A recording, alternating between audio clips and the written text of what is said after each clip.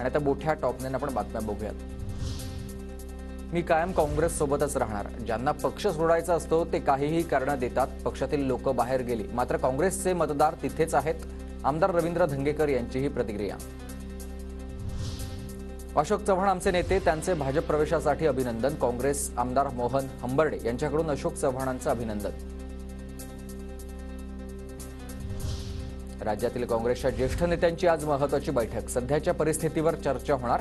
पृथ्वीराज चव्हाण आणि इतर ज्येष्ठ नेते बैठकीला उपस्थित राहतील। काँग्रेस प्रभारी रमेश चन्नीथला थोड्याच वेळात शरद पवारांची भेट घेणार। एकसंधपणे आगामी निवडणुकांसंदर्भात भेटीत चर्चा करणार।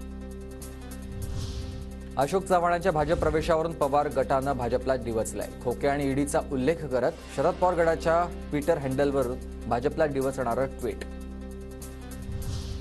अजित पवार गटाची आज मुंबईत बैठक। बैठकीमध्ये राज्यसभेचा उमेदवार निश्चित होण्याची शक्यता। बाबा सिद्दीकी यांना राज्यसभेची उमेदवारी जाहीर होण्याची शक्यता। नांदेडमध्ये अशोक चव्हाण यांचे नाव आणि फोटो असलेले सर्व बॅनर्स आणि पोस्टर्स काँग्रेसनं हटवलेले आहेत। राज्यसभेच्या 6 जागा महायुती लढवणार। चव्हाणांच्या भाजप प्रवेशामुळे 6वी जागा महायुतीसाठी सुरक्षित। भाजप 4 तर शिंदे आणि अजित पवार गट प्रत्येकी 1 जागा लढवणार। भाजपला कितीही फोडाफोडी करू द्या, लोकसभेत महाविकास आघाडी भाजपपेक्षा जास्त 10 जागा जिंकणारच। संजय राऊतांकडून विश्वास व्यक्त।